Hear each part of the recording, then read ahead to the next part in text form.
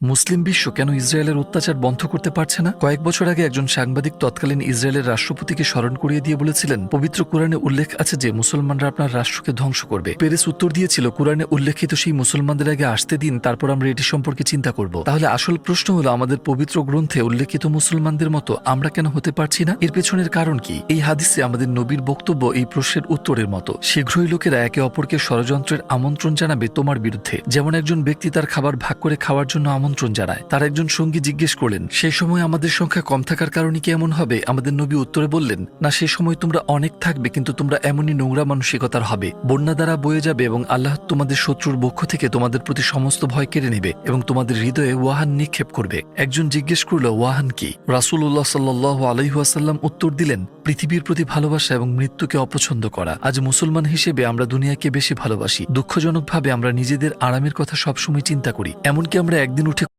Likey